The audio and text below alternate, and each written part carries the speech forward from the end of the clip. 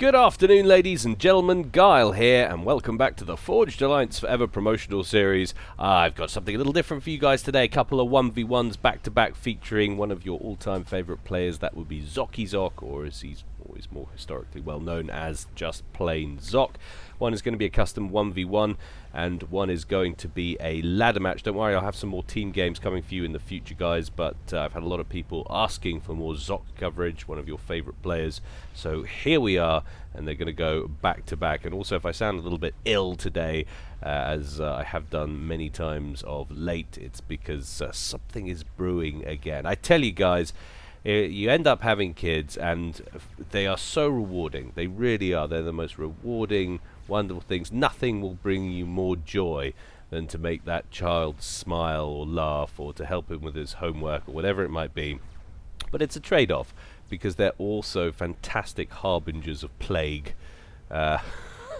And you're just constantly ill. But we make do with our lot in life. Anyway, the first 1v1 is going to be versus Blodir, and it's going to go down on Whitefire. So let's go on over to the game zone and see how these guys are going to get on.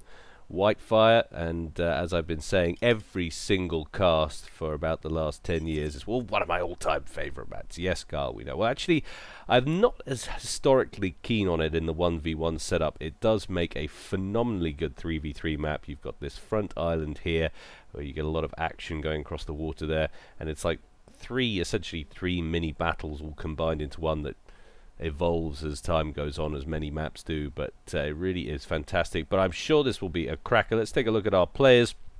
Down here at the bottom left, I almost said Volvo beige. It's not. It's actually Halib orange. I think it's the white of the background on this map that's putting it off, but it's Zock anyway. And of course, we're not using the specific team colors as you would see in ladder match, because this is the custom 1v1. I think it was put together by Speed as it happens. But anyway, he's going as very customary Cybran. Always one for the Cybran is our Zock, and he's opened first land and gone second air.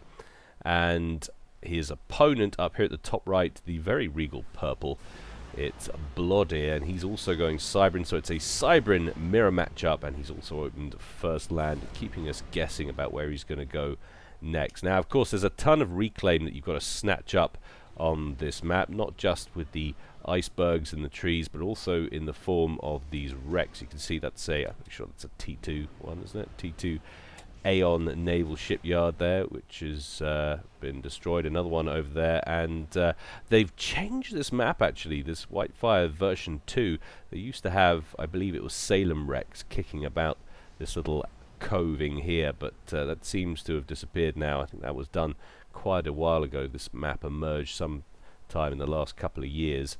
I think it makes a more interesting and leveled approach to the 1v1 game, and I'm pretty sure that's what inspired it. But anyway, we've got an engineer on his way north for Zock, and you can see the waypoint command there taking him to the edge of the map and then sending him up to the beach to throw down a land factory. And did he get a kill with that bomber? We'll slow things up because I cannot see. Yes, he did. So one engineer kill that was coming in here. Poor little chap, never stood a chance. Coming in here to go after those mexes. Doesn't get much more joy down here. Did he get another one? I think that's another wrecked one there. Okay, so we're looking at potentially, we think, 2 engineer kills there for Zock. Blodir gets a handle on the situation with a couple of defending interceptors there and nicely swats him out of the sky. Blodir being a little bit more aggressive on the naval game. 4 factories in play now, all producing T1 stuff. No, sorry, 3 of them producing T1. The first one being upgraded immediately to T2. That's already 50% complete, so we're going to see some very early Salems. That could be interesting. In fact, we've already got a Trident-class frigate out here harassing the forward island of Zock. 1 mech's down already. Zock is going to respond, bringing out his first frigate, going to get the first few shots on there, so in a straight exchange, he should win that battle. Indeed, Blodir is going to stay with the mech's harassment there. Knows he's going to lose the fight, but he'd rather take the opportunity to slow down the resourcing of Zock there. Blodir moves his commander way out west, as the song goes. Starts production at first at the naval factory and then slows up. He has already reclaimed the second naval yard that's over here. Now we're getting a little skyhook with good 6 NGs on board. He's going to drop 1 or 2 off, I'd imagine, down here to pick up these mexes. Yes, he is, and then he's going to come on to grab this western starting location, but he wants to hurry up. Zock already with a land factory almost completed and 3 more queued up. Just 1 engineer, of course. Production is going to be slow, but if he can harass the area up here, Zock, he might be able to slow incoming forces from Blodir and allow him a little bit more time to get some build capacity operational. So that's what he's doing. He might not be aware, though, of course, that Blodir is en route with his commander. Makes an appearance, and now he will be aware. Always irritating when your opponent gets there with the comm. On this map, you can see Zock's already moved out east. He's doing much the same kind of thing. And is that a there's another frigate there? In fact, 2 of them. Lots of T1 action from Blood here in the naval game. And we're starting to see production of some Barracudas now from that T2 factory. It's to be about 33% done on his first one. But we are seeing labs emerging now from that land factory. Blodir will be like, okay, so he's got a land factory over here. I've got to tidy this up. I've got to identify it, and I've got to kill it ASAP. We can't have any more of these. Where's he going with this engineer? He's picking up those spare mexes at first. He's going to want to keep that alive, I humbly suggest. Blodir marching in now. Going to catch sight of that engineer any minute. No, Zock just staying out of the field of view. But Blodir flies overhead with a scout. If he's paying attention, he should be aware of its location. But still a few labs kicking around out there. Meanwhile, large air fracas gaining pace over the top of this naval factory here for Blodir. Reinforcements inbound for Zock, who's keeping things tight in the air over this side of the map. Blodir going to march on with his comm. He's going to be looking to take out that land factory. It's the one thing that'll be on his mind right now. Stop the flow of labs that's coming out of this corner of the map. Down goes the radar first, and then another lab, and now he'll be working. You see Zock throwing the pause command on that land factory. He knows he's not going to get any more joy out of that. But look at this. Good traction in the water here from Blodir. That Barracuda working on that T1 naval yard there for Zock. And despite all of the harassment over here, I do get the feeling that map control in the water very much in Blodir's hands. However, taking a look at eco, Zock way out in front, 72 to 34, and that's pretty significant. And is of course no small part down to the 3 T2 mexes, actually no, sorry, 2 T2 mexes and the rest T1 mexes that are still operational on this side of the map for Zock. Blodir, by contrast, just the single T1 up here. See how things are going in the power game. A K power versus 720 for Zock. So really, Zock way out in front in this one, even if he is behind on Navy. Having said that, if he loses these naval yards, if he gets locked in to his base here, it can be incredibly difficult to recover from. Not having that range of movement, he certainly will find it hard to continue to harass this top corner. Blodir very likely to get re-established. And if we take a look up here, we can see he's already neutralized that other base up there, but that engineer survived astonishingly. He's thrown another factory down. And what's he working on here? Getting that intel up, radar system, the Mangu, or the Magno. Mangu is so much better. I definitely think we should rename that. I think we should get a big community petition together to get that renamed. Mangu, far superior name. Not abusing my position as community caster or anything. Zock exchanging fire there with one of the tridents in the bay. They go too well for the frigate. Generally doesn't stand up too well against the comm. Oh, don't move off that mex. One more shot. There it goes. You always assume that frigates do light amounts of damage, but see how quickly those mexes go down, say, compared to a T1 land unit. Naval units, being more expensive, are phenomenally more powerful generally across the board.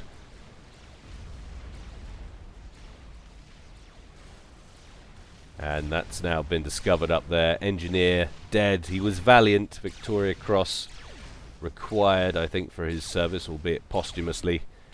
But down he goes, radar gone, and that land factory represents the last production on that section of the map there for Zock. He has still got 3 labs wandering around looking for kills. Is he coming over here to this corner? I think he is, and that could be 3 engineers getting deaded. And also Wagner's coming across the field there, the amphibious tanks. Nice quick reactions though from Blodir, reclaims one of them, and the second lab is pushing on to the mechs up here in the top corner. And we've got T2 Air on the field now for Zock. He's rolling out with a bunch of renegades, T2 Cybran gunships, and they're likely to do quite well, albeit for the time being, until we get some cruisers on the field from Blodir. And he will definitely, I would imagine, be prioritizing that now that he's seeing that T2 Air emerge. He's still working on a Salem. Are we going to see a cruiser come out now, Blodir? What have you got queued up on there? No, more destroyers on the way. Those Salems still not too bad as far as anti-air goes, but I'm going to pack the punch in the air game of the cruiser. So 12 3/4 minutes gone in this one. Taking another look at the eco, leveled out a tiny bit, 78 to 61. Blodir now back in control, more or less, up here. Just 1 lab. Oh my goodness, wailing away on this team of engineers. Really is like one lion in a herd of cows who suddenly get the ability to reclaim and zap him out of existence. That would be a strange safari, has to be said. But there he goes. So that is now under control. A few Wagners, though, coming in on the other side of the map for Zock. 1 Mex, 1 Magno down.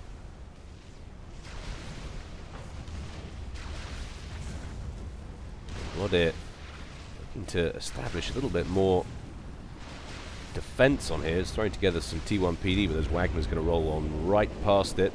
Thing not in place as yet. That's what I love about this stage of the game. A few well-placed T2 amphibious units can make all the difference. And now we're seeing a switch up to T2 torpedo bombers, or should I say a mix of renegades and T2 torpedo bombers. Now he's away, he's not facing any cruisers. He can get the big anti-naval guns out. Running some good coverage there as well with T1 inties. Blodir trying to shoot those torpedo bombers down ASAP, but getting nicked in the process. And now those renegades split off and start heading north to that top left-hand corner that really hasn't had a reprieve in this game. It's been under fire from Zock just about this whole time. And sensing he's got an opportunity here, Zock's also going to move his interceptors in to cover those renegades. That ACU has got a little bit of time, but he's either going to have to get some static anti-air in play quickly, or he's going to have to get that comm into the water, and he's going to go for the first option there, Tracer under construction. And Zock isn't going to try and compete on destroying that anti-air before it can get built. Instead, he's going to take this opportunity to neutralize these mexes, 4 of them down, 8 mass per tick out of Blodir's eco. So I'll be saying thank you very much. It just moves into the other exposed ones. Meanwhile, though, Blodir pushing ahead in the sea once again. Still no cruisers. I know they're expensive, but I've got to say, I feel like you could do with some right now. Blodir having major power issues for the moment. Is he upgrading something? Ah, there we go. So cruiser on the way. He subliminally or subconsciously heard me, even though he played this game the other day. Amazing powers of, I was about to say telekinesis, but that would be moving things with his mind.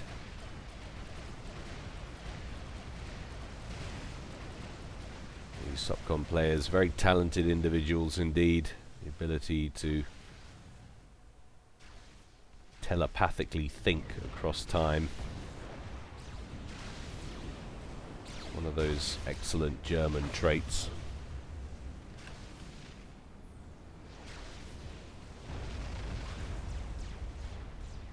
Wagner's rolling out there from Zock, but the frequency is kind of diminishing slightly.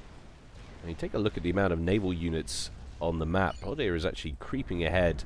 That's a ton of frigates. 23 he's got on the map, but only 3 destroyers. And now he's got 1 cruiser to add to the pile as well. And of course, if his micro is good, he should be able to stay out of range of these destroyers with that cruiser and harass them just slightly.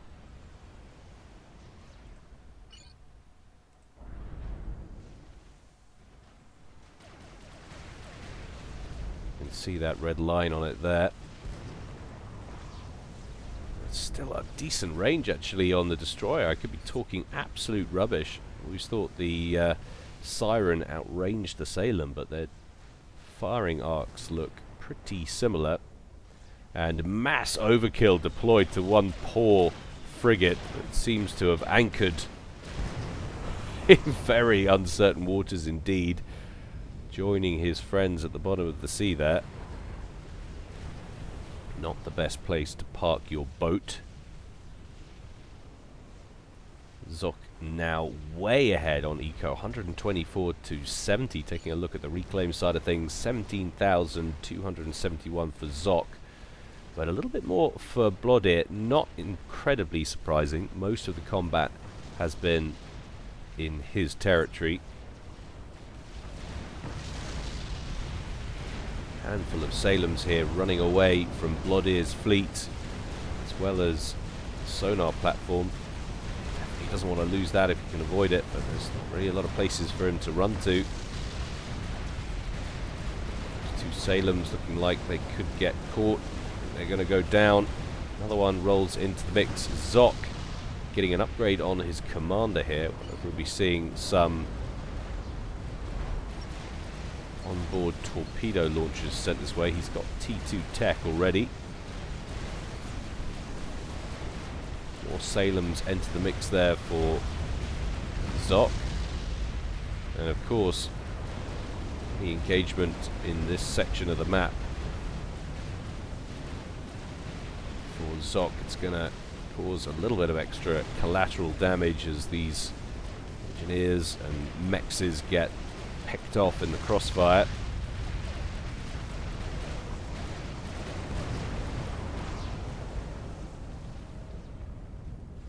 Zock's ability to hold on to air dominance in this game has really been the factor that's kept him ahead after the early harassing stages. Another naval factory going up for Blodir. Let's take a look at how many he's actually got on the field at the moment. That's quite a few. 4 T1 and 3 T2, including the HQ. Compare that to the Poultry 2 that Zock has got. That's a massive advantage in terms of naval build capacity for Blodir. And on a map like this, it can be a huge mismatch, even with the economic advantage Zock has built up.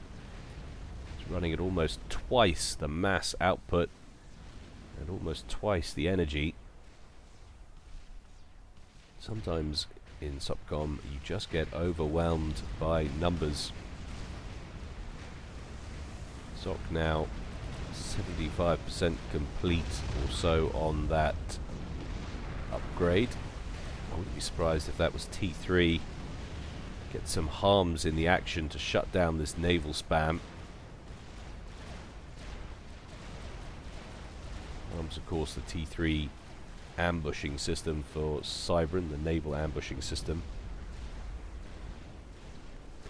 Don't sit on top of the water like the T1s and T2 torpedo launchers do. They sit at the bottom of the ocean. Can be ground fired by larger ships like battleships, but they put out a phenomenal amount of damage. So he's completed. He's not working on anything like that for the moment. He wants to establish a base of operations, throwing up T1 torpedo launchers to start. Let's take a look at what he's got on board. So indeed it was the T3 engineering suite. There's a lot of extra build capacity on that commander now, as well as a ton of engineers that are assisting him. Of course, those engineers, fair game, floating on top of the water just to keep them at bay. Zock strolling out, and of course if he can secure all this, he's going to have access to a ton of reclaim. There's a lot of dead ships in this bay.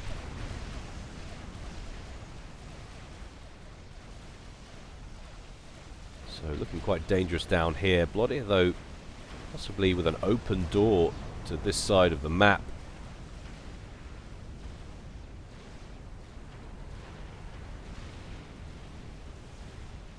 But he's just not catching up in eco quickly enough.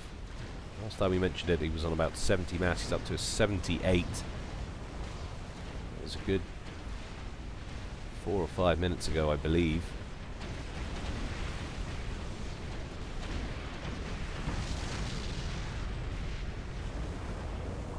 Never know though, perception of time, not my strong suit. And Zock now working on T2 variety of torpedo launcher. Blodir unable to crack that nut for the moment. It's coming down here with a ton of build capacity though, wants to get his fair share of the mass. He knows that he's probably going to lose control of the bay, so get in there while you can and scoop as much as you can. But yet more naval production springing up about the map, and look out, cheeky little Medusa and Mantis drop down here at the bottom right, coupled with what is one of the most annoying aspects of the game, Cybran ships that think that they should be allowed to walk on land. Only say it's annoying, of course, because I can't stand the Cybran. It's actually incredibly cool, and I'm just jealous. But one T2 mech's down, another soon to follow. There it goes. Blodir eating into that lead a little bit. A lot of build capacity down here, spamming together as many T1 PDs as he can in time. He's not going to save this one, I don't think. Down it goes. And of course, even if they do manage to kill these units on the ground, you can still range very nicely with that Salem. What they could do with getting eyes on all the build capacity or getting some intel down there. That Salem would wreck all of those NGs. Zock continuing to press out, and a Monkey Lord under construction. That could be interesting. 1200 hit points and climbing on that one.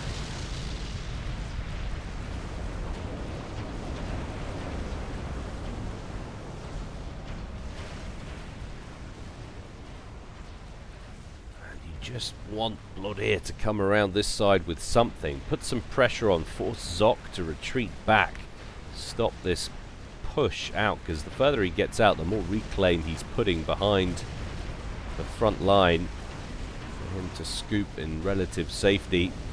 Taking a look at the reclaim figures, Zock on 29,000, Blodir on 31, so Blodir still ahead. He's doing a pretty good job bringing in engineers to pick up his fair share. Very nicely done indeed, and Blodir finally getting around to challenging on this side. 4 Tridents making their way around the western edge of the island. There are 3 or 4 more now waiting for him. Needs to get in here with some T2 or something. Just relentless, this push, this creep from Zock.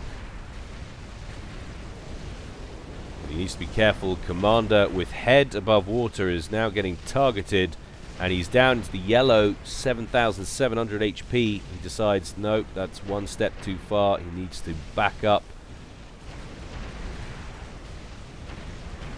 and starts another torpedo launcher in a little more of a conservative position. And there's one of the Salems for Zock. Things seem to have turned around slightly in the air game while we've been focusing on the Navy. 61 interceptors there for Blodir against 41 for Zock. So the next air engagement, as and when it kicks off, should go quite well for Blodir. Monkey Lord still underway. Not a huge commitment to the build as yet. Just 4,200 HP done of 45,000. But you have to be impressed with the calm and measured way Zock has pushed his way out of the bay here. I'm surprised we haven't seen any harms yet. I suppose it's you're not going to get the best out of it because of the depth. The harms can't sink very far to the bottom, so even these smaller units are going to be able to pretty effectively ground fire. And there we go, he does indeed. That's what he was waiting for, just needed to get a little bit more depth. Takes a lot more to get these puppies into action, but so worth it when you do. Blodir, though, committing to an attack on the other side with great purpose now. Tridents rolling up the river. It's almost World War II-esque banks of Stalingrad right there. Not that there was any great naval battle at Stalingrad, but you know what I mean. There's fighting, and there's two bits of land with water in the middle going through it. That's what I meant. Don't read into it too much.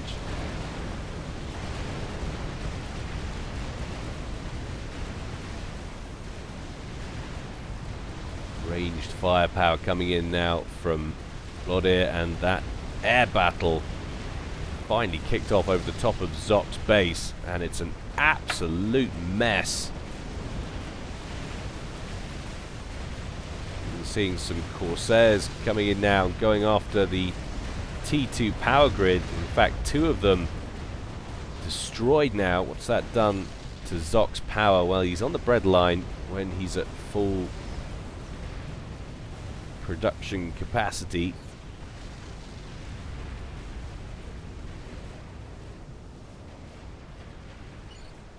But now his tank is empty, and that's affecting his mass quite badly.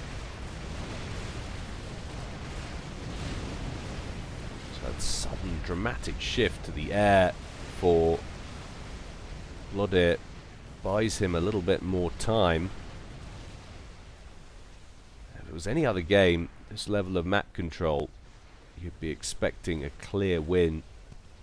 But on this map, of course, there are no sea-based mexes, so all of this gains you the ability to move around with a bit of freedom, but other than that, no direct economic advantage to speak of.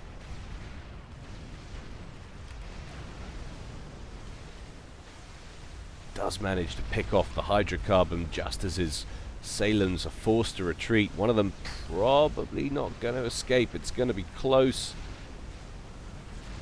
No! Down it goes. Nice snag there from Zock, making every tactical move count. Production has been completely paused on that Monkey Lord as we approach 30 minutes gone in this game. And Zock, concerned about that last air attack, has spat out a cruiser to sit in that bay there.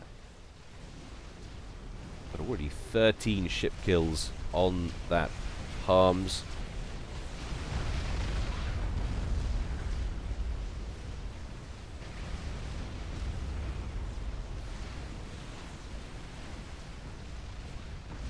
Meanwhile, Blodir goes to harassing the southeastern corner of the map.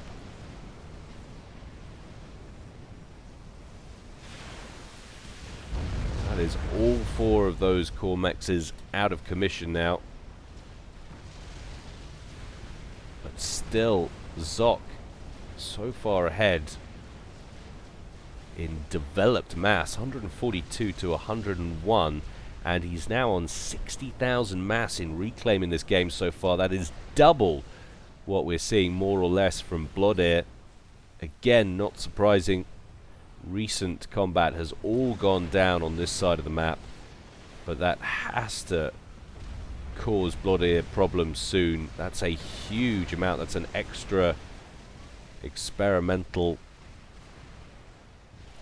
in terms of mass.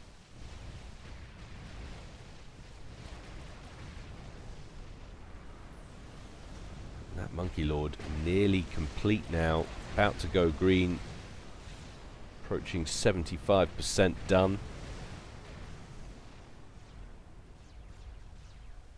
Blodir seemingly without a new plan of attack for the moment. He is upgrading to T3 as we speak, 50% gone so far.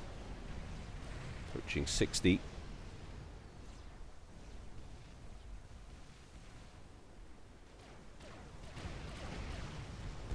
But this is going to be the unit that changes things round. Huge, colossal amount of firepower, and of course the ability to stealthily creep up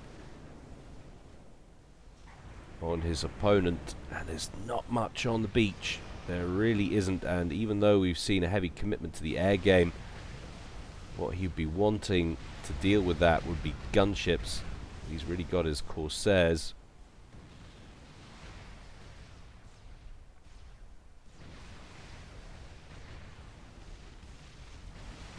And away it goes, so nicely completed, and he's about to complete a T3 upgrade as well. So there it is, that is now T3.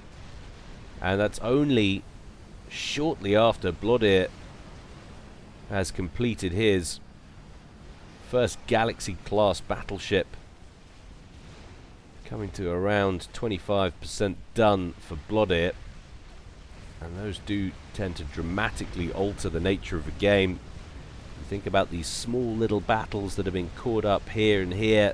Suddenly you can outrange things. Suddenly these harms can be destroyed by ground fire, although Zock is throwing together a huge quantity. These defensive batteries of T2 and T3 torpedo launchers, now coupled with Myrmidons as well. And very nice place to park your cruiser indeed, just picking off interceptors as they fly patrols over the top of Blodir's territory. But in come the Corsairs and go, no, no, no, no, no, no, thank you. And they're going to fly right over the top of the Monkey Lord, but of course, no way to see it under the water. Where is he heading with it? He's going to go right up the edge of the map and come in at the base from the east. And Blodir seemingly with nothing to defend against it. And meanwhile, a little bit of harassment going on down here from Blodir. He probably thinks he's got an advantage. Just kills a Salem there, but he'll now be realizing that's battleship fire that's coming in and kicking the crap out of my destroyers.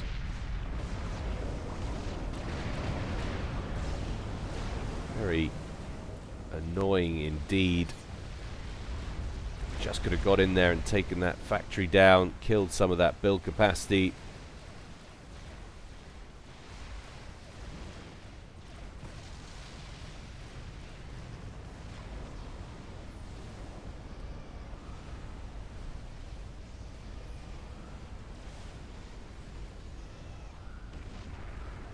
And now begins the stealth creep. If you were looking very carefully, which you wouldn't have been, you could have seen the smoke drifting past there. And that might give you cause for concern. A very nice hold fire there from Zock until the last minute. And now he's going to move in. Does he know where Blodir's comm is? It really doesn't matter at this point. That is going to signify the end of Zock's base. Blodir throws out the GG. An interesting little game, and Control K's comm. Interesting little game on that one. Zock pretty much ahead the whole way, admittedly, but Blodir with so much naval control throughout it, just seemingly unable to get ahead on it, though. As we boot up Game 2.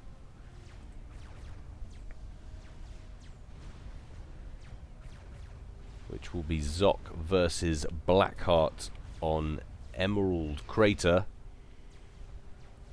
Which is not one I've casted on many times. And to be honest, I'm not actually a huge fan of the map. So that's kind of why we don't see a lot of it. Those of you unfamiliar with Emerald Crater, this might at first glance look like water, but it is in fact just a mud pool. So there is no sea on this map whatsoever. Taking a look at our players up here in the blue corner, because of course this is a ladder match. We have our good friend Zock, who we've just seen triumph in that previous replay, and he's going UEF, opening first land. And his opponent down here at the bottom is the one and only Blackheart, and he's going Seraphim, opening first land as well. Haven't seen a lot of either of these guys of late when it comes to ladder games. Zock recently starting to play again. Blackheart, from what I have seen, has mostly been playing larger team games. He's been rocking a bit of Seaton's. Nice cast from Nibloski the other day, featuring Galactic Fear, doing one of his epic comm drops to the center. Also featured Blackheart, who I actually thought prioritized quite nicely. Wasn't going to get tangled up in that fight with trying to dislodge Galactic Fear and let it consume him and his time so completely. He just carried on playing his game, adding a little bit of pressure to that proxy base, but not getting tangled up in it too much. But anyway, game progressing, and taking a look at where we're going with this. Both guys now going second air. Inti's already in the sky for Zock. Scout planes only for, actually no, sorry, we have an Inti out for Blackheart as well. But we are seeing some mech marines coming across. The coolest lab, of course, belonging to the UEF, coming across from Zock. Where's he heading? Well, unsurprisingly, to one of these midpoint positions. Blackheart inbound there with a engineer, and his first order of business will be grabbing the mexes, but then he's going to go straight in for a PD, is that? No, a radar, sorry, and a land factory.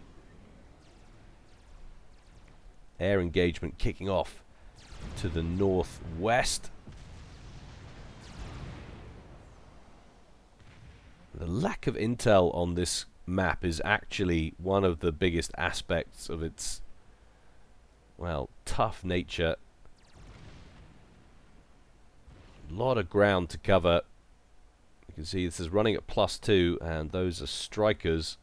Gives you an idea of how large this map is and how much terrain there is to traverse, it not being split up between ground and sea. Zock moving out to the west with his ACU. Blackheart meanwhile moving out to the east. Blackheart with a little bit of a pace advantage is going to get to his eastern island first, but it's always nice when these two opponents, or two opponents in a ladder match or a 1v1, choose the opposing sides with the ACUs. Tends to mean games go on just that little bit longer.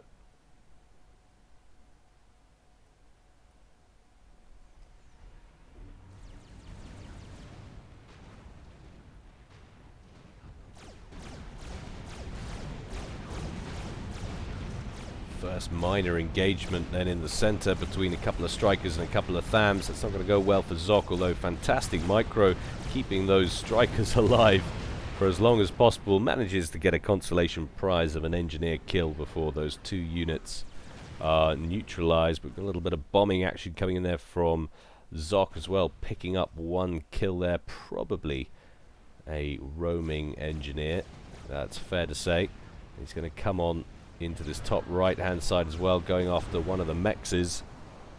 That radar station would actually be key if he could have got it, but the Inties taking him down before he could get a second run at it. Zock going to be successful at taking out 2 of the mexes in the center.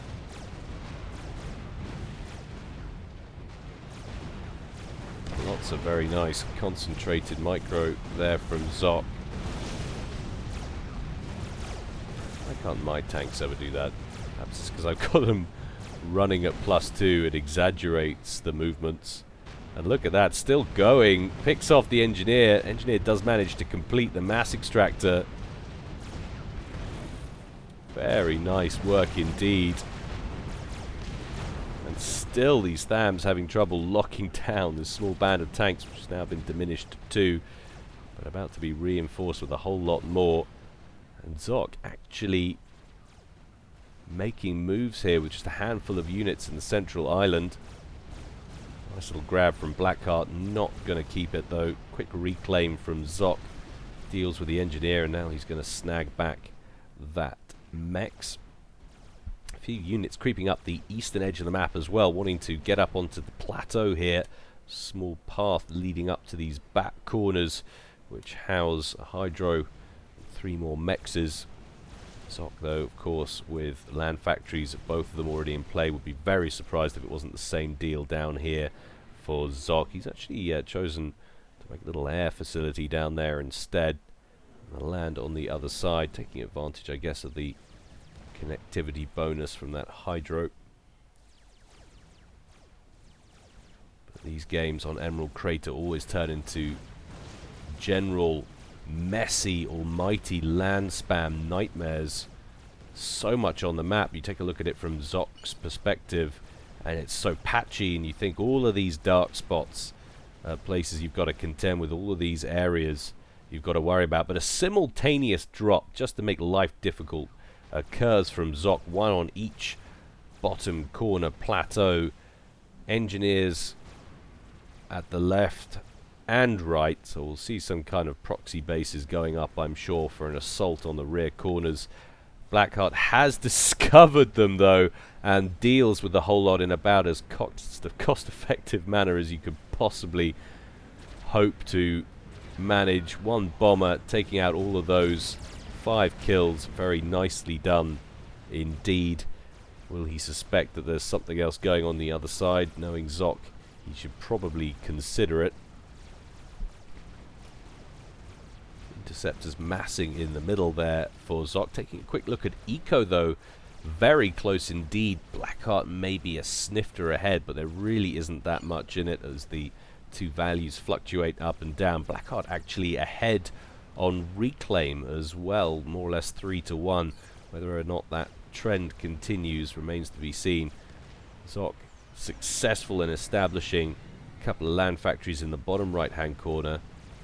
Means he's actually going to be able to outproduce at current measure Blackheart down here with just the 1 land factory. 1 unit of build capacity there, working on some PD. Definitely a good idea, seeing as what's gone down in the far corner. And this is what I'm talking about. Take a look at Blackheart's view. No idea that units were coming down this line until it strolls into range of this radar coverage. And it should have been spotted there. Maybe it skirted just to the left. But either way, that's going to take him by surprise. He's going to at least lose the radar, potentially lose a couple of mexes there as well. Might actually go some way to leveling the score. Zock moving in with a pretty significant band of forces in the center. A lot of strikers, a few Lobos as well, but immediately T2 air turns up on the scene. Couple of Volthus, T2 gunships rocking in for Blackheart. Should be able to hoover that up, but if Zock can regain air control down here, he's got the interceptors to do it. That will be a win and potentially a hold of the mid for Zock. At least for the moment, I'm not seeing a great deal of other stuff coming in on the ground for Blackheart. Blackheart does have a horde of interceptors. The question is, will Zock's inties clean up the Volthus before they get there? Still two in play. There's no point in switching up, going after the inties. Down it goes. But another 2 or 3 show up. And some bombers to boot. There it goes. Is this low, says Blackheart, presumably referring to the colossal quantities of spam coming in from every direction. But Blackheart discovers Zock's proxy base in the bottom right hand corner, and the Zuis handle the bulk of the work there, taking them down. But definitely map control wise, Zock sitting on probably around 60% of it, and slightly ahead in mass for a moment there as it fluctuates. Seems to be creeping ahead. 2,400 in reclaim against Blackheart's 4,800s. Blackheart always so very efficient when it comes to reclaim. It's actually scary.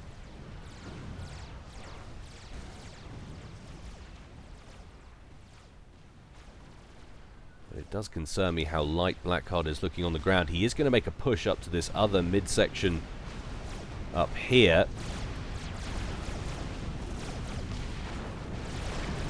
This is where Zock really needs to be careful. Blackheart able to capitalize on that push in the center. Trying to go for some run-bys, completely demolishes that intermediary base there. That one stinger uncounted at the moment, but a few inties making their way up there. You can see the waypoints ordered,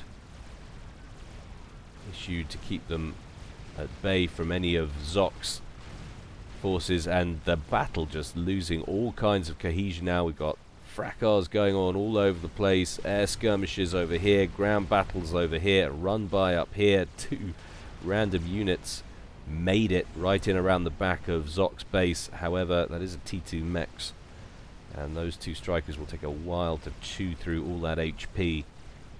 Zock needs only 1 gunship to come and tidy those up, and I'm sure he'll recognize the threat and deal with it in time.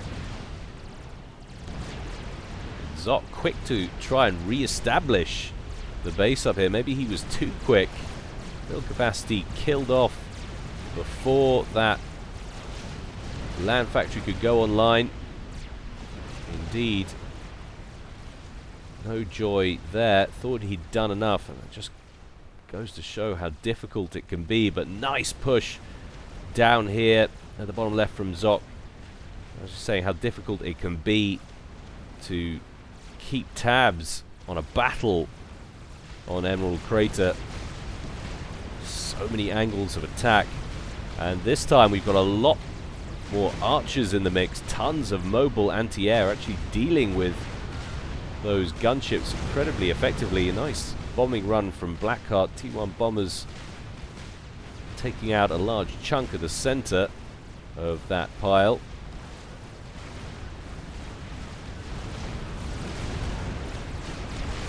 Zuis probably would prefer to be at the back of Blackheart's formation there. But Zock just steaming in with tons of T1.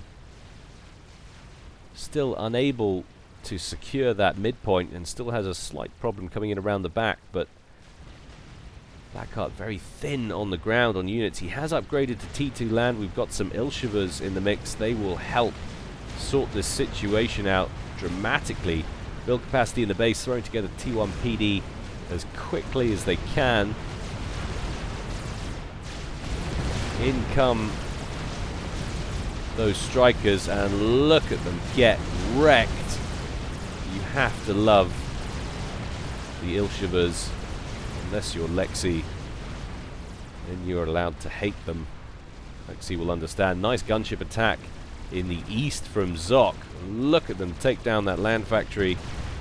Hit points melting off the structure there. That is a decent win.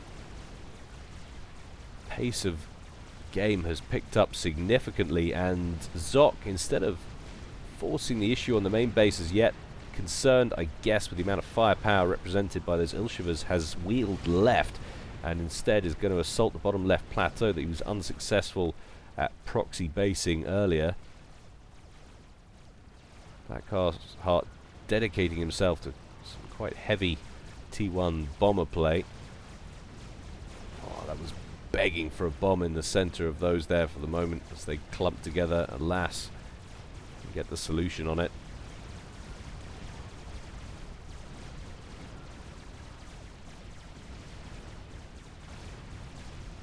Interestingly,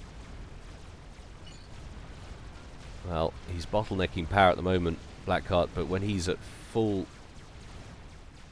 power capacity there, it seemed that he was doing reasonably well on mass. It was in the 90s, so despite losing an awful lot of map control, he wasn't actually that far behind in eco, but he seems to be quite far behind in production capacity generally. There's a lot more unit spam heading south from Zock than is coming the other way, and now we're seeing the emergence of large groups of T2. This time it's from Zock. He's now heading east with a large band of pillars, and I'm going to start saying band of pillars instead of column of pillars because that just sounds stupid. First thing that's going to go down is going to be that radar. There it goes, and now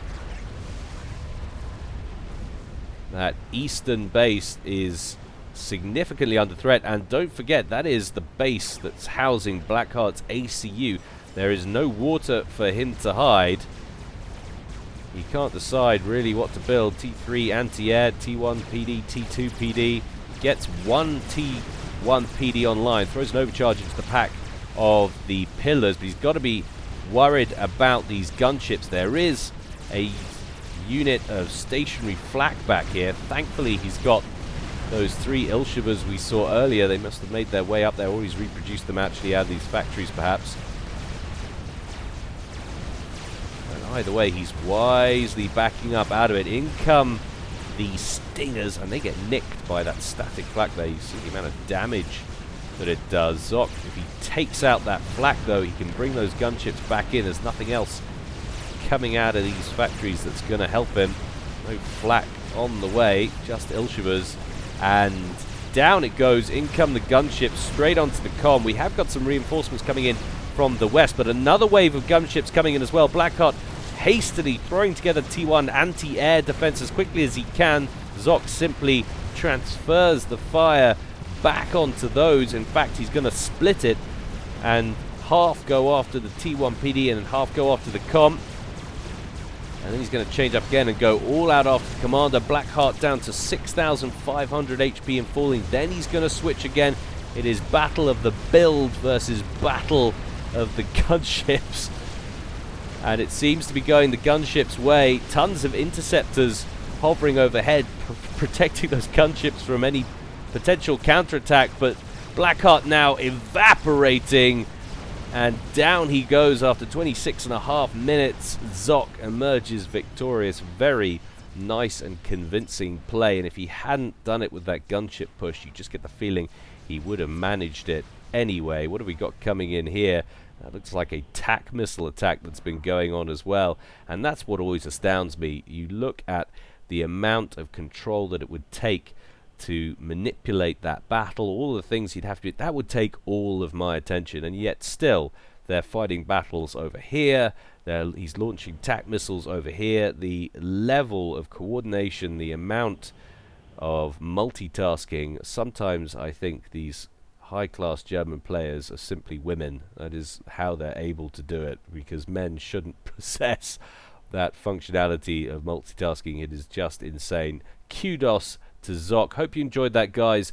I had a few slightly static games, but I have had a bunch of people asking me for some more Zock coverage, so there you are, and I promise next time we shall bring you some more team games, maybe even an epic if I can find a good one. In the meantime, as always, stay well and stay safe. This is Gyle, signing out.